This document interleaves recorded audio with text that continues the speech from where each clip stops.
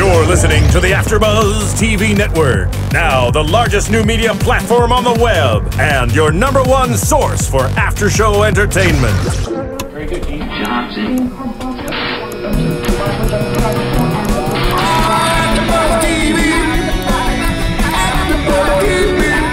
From the AFTERBUZZ Studios in Los Angeles, California, presented by Maria Menounos and streaming live thanks to Akamai Technologies, this is AFTERBUZZ TV's Catch A Contractor After Show. We'll break down tonight's episode and get you all the latest news and gossip. And now, another post-game wrap-up show for your favorite TV show. It's AFTERBUZZ TV's Catch A Contractor After Show. Okay, welcome everybody. Thank you for joining us for another AFTERBUZZ TV After Show for Catch A Contractor, Season 1, Episode 11, Going Out in a Blaze of Flooring. I'm John Comerford, joined in the studio by Steve Bottomley. I'm still here. And Marissa Serafini's in the booth. Thank you, Marissa. I'm still here. Yes, you are. And we'll be here for the next few minutes discussing our favorite contractors, you know, taking off and leaving people in the lurch. Yay. In this particular one, we got Randy Dabbs. Randy Dabbs. Right. Okay, so let me get to the particulars here. We've got owned by a condo owned by Kathy Templeton. She wanted some new cabinetry. She wanted a bunch of things done in the kitchen, some flooring, and etc. She gave him what was the bid on this job? It was $8,250. $8,250. Thank you. And she gave him $8,000. And you 95%. $250 in reserve. Exactly. Yeah, I gotta hold that overages. back. And so 95% of the bid, and I don't think I saw 95% of the job being done there. Was that a complete kitchen remodel? Yeah, I don't think so. I couldn't. I mean, as far as I know, I don't know. That's the thing that I don't think they because really it get into seemed that, like it seemed like he was using CDX, which is the wrong kind of ply. Yeah.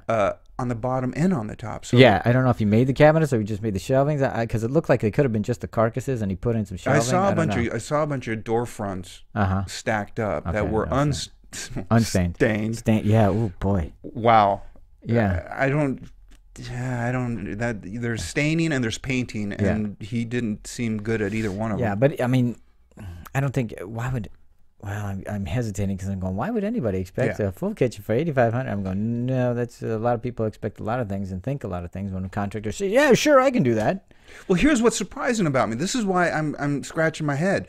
If the bid was $8,250, why not just say, we're going to get you these cabinets. They're pre-finished. You could find the cabinets. They're not going to be top quality, but it's not a top quality price. No. But you could get the prefabbed ones, which they ended up using anyway. Yeah. Granted, they probably used a higher quality one. Sure.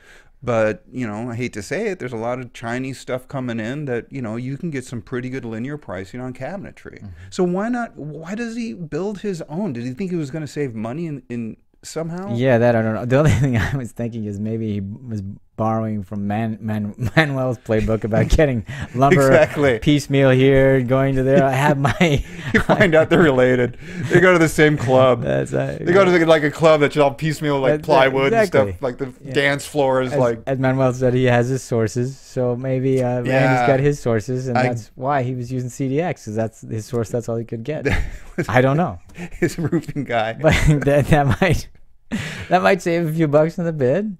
Well, Randy was just he was just so put upon. I mean, it's a hard life being a scumbag like that. It is. Well, the job's supposed to take 2 to 3 weeks. 9 months later, he still hasn't finished it. It's in the condition it's in now, and I'm going 9 months. Wow. Okay, and of course, they've just stopped. Kathy and her nephew and her nephew's girlfriend. They haven't seemed like they've done anything with the kitchen except use the cabinet carcasses or whatever. But they did have a good example of what your guy doesn't know or doesn't do can hurt you, and it was a small little thing, but they're absolutely right. The little Romex clamps. Oh yeah, there's a reason you buy them. There's a reason they need to be there. And in fact, even if you know nothing about construction or electrical, if you see their use, it doesn't take a genius to go, oh, that's what it is. Yeah, that's exactly. it. So nothing shifts, nothing rubs. Yeah. And you don't get a spark. Now, a lot of guys will go, well, even if it does, the breaker will throw. After that spark. That's what you want to do. You want to count on the because breakers never fail. No, they never fail at all. Yeah. So the stuff like that, that's the stuff that is scary. And anyone that's got it done and hasn't had, a real electrician come in and do it, I don't know, man. Well, I mean, which is scary. I mean, because even the flooring idea, they put the wood flooring, the combustible flooring underneath the hearth, and having, I mean, and really? And again, you don't. I mean, even common sense. I mean, let's say, okay, so you don't know the code for whatever reason. You don't know that you need to have it, but I mean, there's a reason why fire pits are made out of brick or masonry. I mean, it's not combustible. I mean, that's kind of, and I mean, who hasn't been around a fire where you haven't had things, you know, popping through the grate even? He's looking at it and he's explaining to Skip and Adam how you do it. Well, yeah, what we're gonna do is we just knock this brick, and now you have a nice flat surface. And at no point do you go, wait a minute, there's a reason there's a brick there. Under there. Yeah. So again, that's that. But here's the thing I did learn about this episode: is never, ever loan your phone to a blonde. Oh, I got you. That's right. That's exactly how he got caught. If he didn't do that, okay. Here's the thing. Okay. She goes up to him, you know, borrows the phone. He gives it to her, of course, you know, because she's pretty blonde here. Yeah, sure, use my phone. And then when he meets her at the house, he doesn't recognize her. I know. It's like, I mean, granted, it could have been days later or whatever, weeks later. I don't know. Who knows how it could have been. But there was no awareness. Wait, aren't you the woman that just borrowed my phone? Listen, I think seeing his work, he doesn't really pay a lot of attention to detail anyway. So it was okay. Well, I can't argue that point. That was a good one. He you know, honestly. But isn't that odd? Don't you think? Oh yeah. Why do I thought? Well, how? Oh my God, she's already meeting her. Who are they going to get to you know, do play the rabbit as you know, Adams referred to her?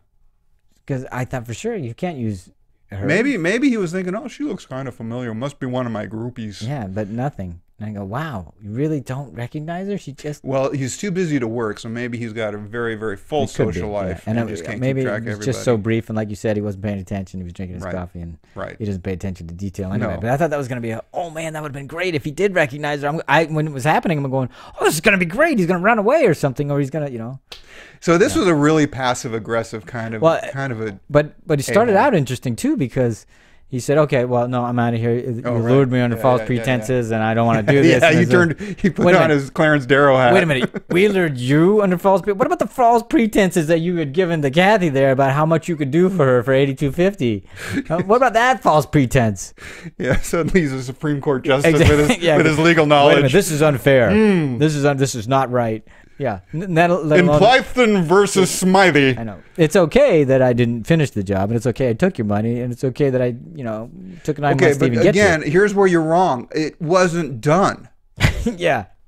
It's like... You guys are busting my chops over something that's incomplete. It's not... I was going to finish it. It's not... It wasn't done. Yeah. So you were going to go back, take those shelves out of the cabinet, and redo them or wrap them, whatever you said you were going to do, and then make it right. Oh, I see. So, yeah, not only that, evidently he was going to move the outlet that was in the wrong place on the island because it wasn't done. This is just temp electrical.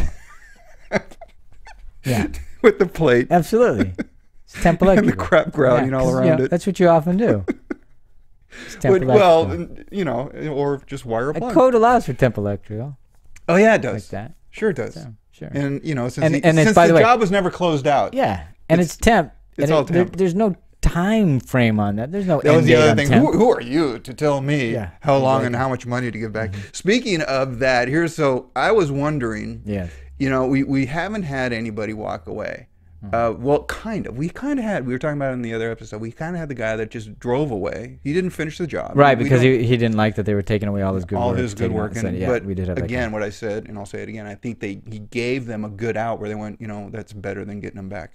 But well, yeah, because let's face it, he did come back to the house and he started the work, and then but actually it's even better for everybody because then you didn't even have to deal with him and how horrible he was as a job. So that's great. It's like, okay, we got our TV stuff out, so now get out of the way. And I want to touch on that just for a second. But here's the other thing: I'd be really interested to see some guy just try to negotiate a payback. Go, look, I don't have all the money, but if they're here, let's see if they'll take $3,000. Let's say I owe them. You know, let's say I owe them 12. Okay, I have them 3. I'll give them 3. Yeah. Well, I'm curious to know, would Adam and Skip like bring in and actually try to negotiate it? Would they? Well, first of all, they probably wouldn't use the episode if that happened. Because how exciting is a negotiation? I mean, it might no, I'll give you 2.5. No, how could you? Skip. Exactly. What are they going to do? I'm taking only 5. But with the way they have great music and how they're they're using the music that great. Tense music coming in. Yeah, they're using the music really good, and they're also given better, you know, this is why it needs to be done. You know, the graphics are getting better.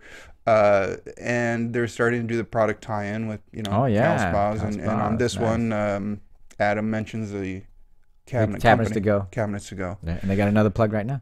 Yeah. So, which kind of, you know, I'd be surprised if it's not a season 2 on this one, because they're starting to lay in the thing. But I think they can open it up more. I think they can make it more. Because here's the thing. I'm right now, as I'm watching it, I'm just now trying to see, okay, how much of a douchebag are these guys going to be? They'd be the contractor, I yeah. assume. Yeah, and that's going to be kind of a hard bar to keep hitting, I think. You know, you're not that there's now that it's out. Yeah. Once, you know, this first season is out. Now the next season, if you are caught by a contractor, either you'll do what everybody does. Well, I'm going to be in a reality show. Well, how bad do you want me to be? Or you'll do that. So you'll go, no, I'll do that. Sure, absolutely, because you're going to try to get your own reality show, or you won't want to be part of it at all. You know what I mean? Bad contractor. Exactly. You're gonna absolutely. You're gonna just follow a guy. That's right. As he screws up people's lives. Oh, this is my ticket. Are you kidding me? I won't know. I won't have to work so hard. I'll get money for being an asshole. Right now, someone who heard that is like going, "Holy crap! How do I do contractor. That? That's right. I can sell I'm that. Get on that show." Yeah. Well, we'll see what they do. But this guy was just. Yeah, and you know, we mentioned it while we were watching it. Skip was kind of like, he didn't care about him. No, well, Skip did not get, like, as opposed to the previous episode, No Oasis, when he really went at the guy. He got really upset with him. He was, laying into him. Well, again, I think Skip gets pissed off when he sees actual physical. He got pissed off with the electrical guy in the bathroom. Yeah, sure. He got pissed off with the balcony. Right. Anytime there's like a physical thing, but you would think, I guess because the floor hadn't been laid down. I guess he kind of saw this guy more as just like a doofus. Yeah, but he also gets, I love it when he gets mad when they start making up horrible, stupid excuses. Not even good excuses. Like you were just saying, when people write in, they're giving us lame reasons. You want them to get more interesting. Come on. I think when Skip gets energized, I mean, he really gets pissed off when they start making horrible excuses and just wants to blame everybody else and take no ownership. Just drives him nuts. That's what's fun. But Randy wasn't doing that. He was like, well, you know, and he was making excuses and they were going on, but it wasn't. He didn't have a lot of energy behind him, and it was kind of, he looked a little hapless,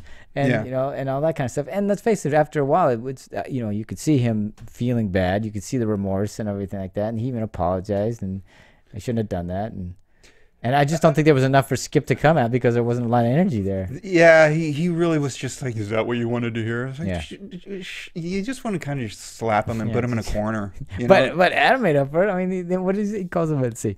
He's lazy, he's greedy, he's unscrupulous. Yeah, like doesn't take the Hardy Boys to solve this mystery. Exactly. So, you know, Adam had a fun time this time. Yeah. You know, so this was the last episode for this season? Yeah, I believe so. Okay. Yeah. Well, it was, I had a fun run. It was. And what was the other thing? You wanted to talk about anything else about what you would like to see next? Oh, well, I mean, we've covered it on a lot of the different episodes, but, you know, here are the two things, if I had my input, the two things I would probably say is I want to see the good side of these guys. I want to see how they bid, how they smooth talking. Yeah, the smooth talking guys, you know, because you only see them. Wouldn't that be so much They're always fun? Just portrayed as just After the these, and who they really are. Yeah. So you know, you never get to see what the face they put on to the customer, because it would be funny. Because we already would know. We'd go, no, you are so you have no idea that you're so trapped right now, and it's great to see him. And here's the thing: it would also help me understand how these people hired him. Yeah, you know, because you don't get that. See it. That would be interesting. You know, and the other thing that would be kind of fun is, and I don't think they have the time or the ability to do it, but is to have him actually bid on a job that's similar to the one that you know they screwed up. Yeah, I think that would be part of the package for me. Yeah. You say, okay, bring him out, have them bid on a balcony job or whatever the heck it is. Yeah, and you know, hear what you have to say. But that might take too much time. Yeah. You know, they would lose the opportunity because you got to go back and work the numbers and that sort of stuff. And maybe, you know, there's no opportunity because you would need to be talking about something, and that means you would have to, like, oh no, you can only go into this room because of their you know, all the cameras, NSA-esque amount of equipment they have to take this guy down. You have to hide all those things. Which, seriously, honestly, you need like 2 handhelds and that big black bouncer. Really? And then Adam and Skip come in. That's all you think you did? Yeah, because every time it got a little intense, like the last one where the guy, you want to take a shot at me? You know, then they cut to that bouncer just standing there. Is that what, I didn't even notice yeah, that. anytime it gets a little intense, I always make sure that the bouncer's in the shot. Yeah, like Skip couldn't handle him anyway. But yeah, I understand. Can I say something that I would like sure, to see on the show? Marissa. I mean, I haven't seen all the episodes like you guys, but I've seen most of them. Have we seen an episode where they actually show you like the blueprints of what they want and how they're going to build it? Yes. Yes. Okay. That was the episode where it turned out that the owners were not as honest as they could have been. As they could have been. Because the guy had the blueprints that he presented, which did not match what the owners were talking about, and I think he had some change orders that were unsigned. Exactly. But he had them ready to go, Right. so he did have all the paperwork, and that's when everyone started looking at the owners. But I think that's a very interesting point that Marissa makes. Not only would it be interesting to see in the show, but most of them don't have blueprints because most of them don't want permits drawn up, and that's a lot of that's on the owner because they're trying to save every little dime they can. Excuse me.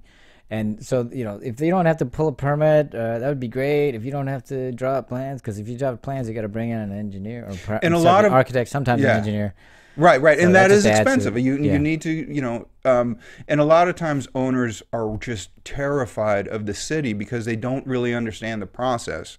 You know, a lot of times they think that if you're doing a project, the city can come in and just inspect everything. And if you, oh my God, then they're going to make me bring everything up to code, and that's going to cost a fortune. Right, which is not the case at all. It's usually specific, and there's all kinds of grandfather things. And But that I'm sort with of Marissa. thing. I would love to see more of Sure. that. It's like, Yeah, okay, here's what I'd the like plan to was, and here's what they did. Yeah, and then maybe even have last minute creative changes with the owners and like, you know what, maybe we should do this way those instead, change and orders. just see how the contractors deal with their new situation and their new creative things that they want to see. Yeah. So I think That that'd be would fun. You know, and I'm with you on that. I would like to see a little more time of actually working with the contractor to see, is he good? You know, does he know what he's doing? Because we got a little bit more on this one where he's like, I've been doing this. He says he's screwing the pooch with the drywall. Yes. You know, there is a spot you stop. You know, it's like, I've been doing this for years. But, you know, it would be either they're good or they're not. And, you know, it's hard to believe that these guys ruin every job they're at. I think they're just, you know, finding these jobs that they didn't finish. Yeah, that's another thing. Is I think it would be fun to follow each contract, not each one, but every once in a while follow a contractor, look at his other jobs that he's done in the past or just finished, and just see if this is a pattern, how bad of a pattern it is. I think that might be fun. Yeah. You know, just find out a little bit more. Talk to the... Because I mean, also that's one of the things you'd have to do as a homeowner. Okay, give me some referrals. What are the last jobs you worked on? And then let's go do the referral. Let's see. Whoa, you can see that's really. I mean, would that work if they said, you know, well, I found out through Cheryl, and then you cut to Cheryl real quick, and she goes, "This is the job he did for me. I mean, he was here, he was that," and then you go, "Well, you did a great job over there. What the hell happened?" I know. I think that would be good. I think it would add some more drama and conflict. Or it was a horrible job, and you look at Cheryl and go, "So why did you hire him? Why did you refer him over there?" Exactly. That's what Cheryl. There you go. I hate her. Let's get rid of her. That's the first thing I would do next thing, make sure Cheryl's not anywhere near it. Yeah, I've never liked Cheryl. All right. Listen, we want to thank you very much for tuning in to AfterBuzz TV here at the Catch A Contractor podcast. We also want to let you know that our founders, Maria Menounos, Kevin Undergaro, they have their own show, and they've worked so hard to keep the lights on here, keep things rolling. We want to thank them for that. So tune into their show. It's called Chasing Maria Menounos. It's a terrific show. A couple of the episodes really feature AfterBuzz. It shows you what we're all about here and how we came to be and what we're looking for to do in the future. Marissa, you can speak to this too. You've seen the show. And you can see the creation of Studio C. There you go. Currently in. That's right. And the reason why we had to build this is because we had so many people wanting so many different kinds of shows there. We needed a third studio, so that's built how by this got Hacks. Done. That's right, built by Hacks. Yours truly. So tune into that. You can see it on Tuesdays at 10 p.m. at Oxygen, or you can go to iTunes, Amazon, or on demand. So take a look at Chasing Maria Menounos. On behalf of Steve Bottomley and Marissa Serafini, I want to say thank you very much for tuning in. We'll talk to you next time. From executive producers Maria Menounos, Kevin Undergaro, Phil Svitek, and the entire AfterBuzz TV staff, we would like to thank you for listening to the AfterBuzz TV network. To watch or listen to other after shows and post comments or questions, be sure to visit AfterBuzzTV.com. I'm Sir Richard Wentworth, and this has been a presentation of AfterBuzz TV. Buzz you later. The views expressed herein are those of the hosts only and do not necessarily reflect the views of AfterBuzz TV or its owners or principals. Thank you for watching AfterBuzz TV on YouTube. For more of your favorite after shows and interviews, subscribe to our channel here, and be sure to share your opinion on the episode in the comment section below here. We'd love to see what you guys are buzzing about. Thanks again. Buzz you later.